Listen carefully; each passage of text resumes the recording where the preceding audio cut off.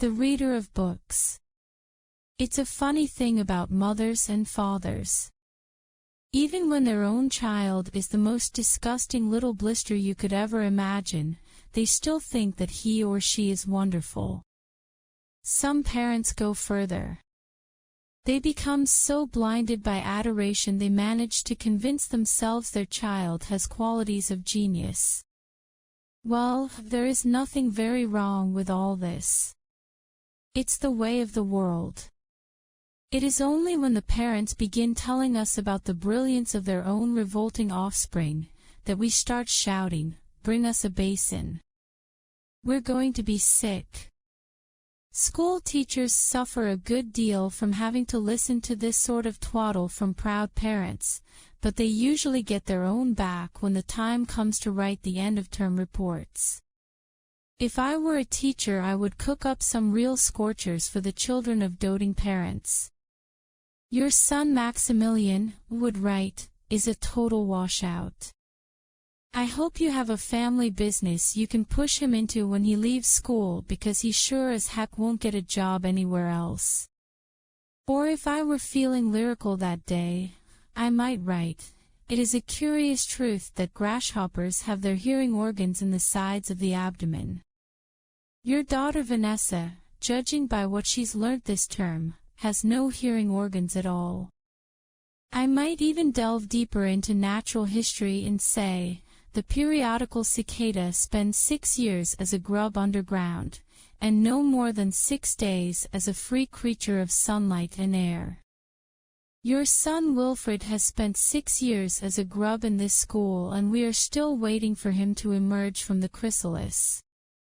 A particularly poisonous little girl might sting me into saying, "Fiona has the same glacial beauty as an iceberg, but unlike the iceberg she has absolutely nothing below the surface." I think I might enjoy writing end-of-term reports for the stinkers in my class. But enough of that. We have to get on. Occasionally one comes across parents who take the opposite line, who show no interest at all in their children, and these of course are far worse than the doting ones. Mr. and Mrs. Wormwood were 2 such parents. They had a son called Michael and a daughter called Matilda, and the parents looked upon Matilda in particular as nothing more than a scab. A scab is something you have to put up with until the time comes when you can pick it off and flick it away. Mr. and Mrs. Wormwood looked forward enormously to the time when they could pick their little daughter off and flick her away, preferably into the next county, or even further than that. It is bad enough when parents treat ordinary children as though they were scabs and bunions, but it becomes somehow a lot worse when the child in question is extraordinary, and by that I mean sensitive and brilliant. Matilda was both of these things, but above all she was brilliant. Her mind was so nimble, and she was so quick to learn that her ability should have been obvious even to the most half-witted of parents. But Mr. and Mrs. Wormwood were both so gormless and so wrapped up in their own silly little lives that they failed to notice anything unusual about their daughter. To tell the truth, I doubt they would have noticed had she crawled into the house with a broken leg. Matilda's brother Michael was a perfectly normal boy, but the sister, as I said, was something to make your eyes pop. By the age of 1½ her speech was perfect, and she knew as many words as most grown-ups. The parents, instead of applauding her, called her a noisy chatterbox and told her sharply that small girls should be seen and not heard. By the time she was 3, Matilda had taught herself to read by studying newspapers and magazines that lay around the house. At the age of 4, she could read fast and well, and she naturally began hankering after books. The only book in the whole of this enlightened household was something called Easy Cooking, belonging to her mother, and when she had read this from cover to cover and had learnt all the recipes by heart, she decided she wanted something more interesting. "Daddy," she said, "Do you think you could buy me a book?" "A book?" he said. "What you want a flaming book for?" "To read, Daddy." "What's wrong with the telly, for heaven's sake?" "We've got a lovely telly with a 12-inch screen and now you come asking for a book. You're getting spoiled, my girl." Nearly every weekday afternoon Matilda was left alone in the house. Her brother, 5 years older than her, went to school. Her father went to work and her mother went out playing bingo in a town 8 miles away. Mrs. Wormwood was hooked on bingo and played it 5 afternoons a week. On the afternoon of the day when her father had refused to buy her a book, Matilda set out all by herself to walk to the public library in the village. When she arrived, she introduced herself to the librarian, Mrs. Phelps. She asked if she might sit a while and read a book. Mrs. Phelps, slightly taken aback at the arrival of such a tiny girl unaccompanied by a parent, nevertheless told her she was very welcome. "Where are the children's books, please?" Matilda asked. "They're over there on those lower shelves," Mrs. Phelps told her. "Would you like me to help you find a nice one with lots of pictures in it?" "No, thank you," Matilda said. "I'm sure I can manage." From then on, every afternoon, as soon as her mother had left for bingo, Matilda would toddle down to the library. The walk took only 10 minutes and this allowed her 2 glorious hours sitting quietly by herself in a cozy corner devouring one book after another. When she had read every single children's book in the place, she started wandering round in search of something else. Mrs. Phelps, who had been watching her with fascination for the past few weeks, now got up from her desk and went over to her. "Can I help you, Matilda?" she asked. "I'm wondering what to read next," Matilda said. "I've finished all the children's books." "You mean you've looked at the pictures?" "Yes, but I've read the books as well." Mrs. Phelps looked down at Matilda from her great height and Matilda looked right back up at her. "I thought some were very poor," Matilda said, "but others were lovely. I liked The Secret Garden best of all. It was full of mystery. The mystery of the room behind the closed door and the mystery of the garden behind the big wall." Mrs. Phelps was stunned. "Exactly how old are you, Matilda?" she asked. 4 years and 3 months, Matilda said. Mrs. Phelps was more stunned than ever, but she had the sense not to show it. "What sort of a book would you like to read next?" she asked. Matilda said, "I would like a really good one that grown-ups read." "A famous one." "I don't know any names." Mrs. Phelps looked along the shelves, taking her time. She didn't quite know what to bring out. How, she asked herself, does one choose a famous grown-up book for a 4-year-old girl? Her first thought was to pick a young teenager's romance of the kind that is written for 15-year-old schoolgirls, but for some reason she found herself instinctively walking past that particular shelf.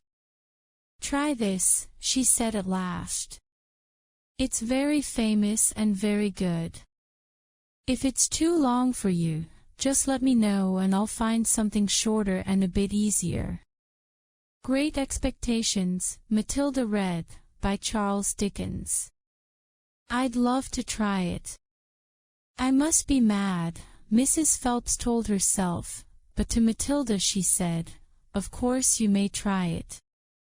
Over the next few afternoons Mrs. Phelps could hardly take her eyes from the small girl sitting for hour after hour in the big armchair at the far end of the room with the book on her lap. It was necessary to rest it on the lap because it was too heavy for her to hold up, which meant she had to sit leaning forward in order to read. And a strange sight it was, this tiny dark-haired person sitting there with her feet nowhere near touching the floor, totally absorbed in the wonderful adventures of Pip and old Miss Havisham and her cobwebbed house, and by the spell of magic that Dickens the great storyteller had woven with his words. The only movement from the reader was the lifting of the hand every now and then to turn over a page, and Mrs. Phelps always felt sad when the time came for her to cross the floor and say, "It's 5, Matilda." During the first week of Matilda's visits, Mrs. Phelps had said to her, "Does your mother walk you down here every day and then take you home?" "My mother goes to Aylesbury every afternoon to play bingo," Matilda had said.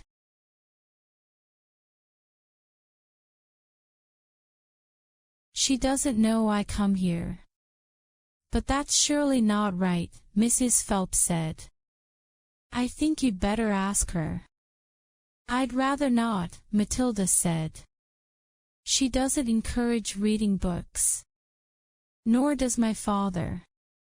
But what do they expect you to do every afternoon in an empty house? Just mooch around and watch the telly." "I see. She doesn't really care what I do," Matilda said a little sadly. Mrs. Phelps was concerned about the child's safety on the walk through the fairly busy village high street and the crossing of the road, but she decided not to interfere. Within a week, Matilda had finished Great Expectations, which in that edition contained 411 pages. "I loved it," she said to Mrs. Phelps. "Has Mr. Dickens written any others?" "A great number," said the astounded Mrs. Phelps. "Shall I choose you another?" Over the next 6 months, under Mrs. Phelps's watchful and compassionate eye, Matilda read the following books: Nicholas Nickleby by Charles Dickens, Oliver Twist by Charles Dickens, Jane Eyre by Charlotte Brontë, Pride and Prejudice by Jane Austen, Tess of the d'Urberville by Thomas Hardy, Gone to Earth by Mary Webb Kim, by Rudyard Kipling, The Invisible Man by H. G. Wells, The Old Man and the Sea by Ernest Hemingway, The Sound and the Fury by William Faulkner, The Grapes of Wrath by John Steinbeck, The Good Companions by J.B. Priestley, Brighton Rock by Graham Greene, Animal Farm by George Orwell. It was a formidable list, and by now Mrs. Phelps was filled with wonder and excitement, but it was probably a good thing that she did not allow herself to be completely carried away by it all. Almost anyone else witnessing the achievements of this small child would have been tempted to make a great fuss and shout the news all over the village and beyond, but not so Mrs. Phelps. She was someone who minded her own business and had long since discovered it was seldom worth while to interfere with other people's children. "Mr. Hemingway says a lot of things I don't understand," Matilda said to her. "Especially about men and women. But I loved it all the same. The way he tells it, I feel I am right there on the spot watching it all happen." "A fine writer will always make you feel that," Mrs. Phelps said. "And don't worry about the bits you can't understand. Sit back and allow the words to wash around you, like music." I will. "Did you know," Mrs. Phelps said, "that public libraries like this allow you to borrow books and take them home?" "I didn't know that," Matilda said. "Could I do it?" "Of course," Mrs. Phelps said. "When you have chosen the book you want, bring it to me so I can make a note of it, and it's yours for 2 weeks. You can take more than one if you wish." From then on, Matilda would visit the library only once a week in order to take out new books and return the old ones. Her own small bedroom now became her reading room, and there she would sit and read most afternoons, often with a mug of hot chocolate beside her. She was not quite tall enough to reach things around the kitchen, but she kept a small box in the outhouse which she brought in and stood on in order to get whatever she wanted. Mostly it was hot chocolate she made, warming the milk in a saucepan on the stove before mixing it. Occasionally she made Bovril or Ovaltine. It was pleasant to take a hot drink up to her room and have it beside her as she sat in her silent room reading in the empty house in the afternoons.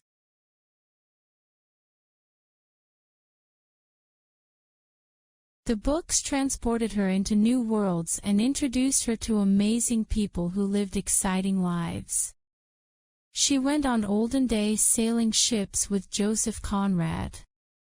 She went to Africa with Ernest Hemingway and to India with Rudyard Kipling. She traveled all over the world while sitting in her little room in an English village.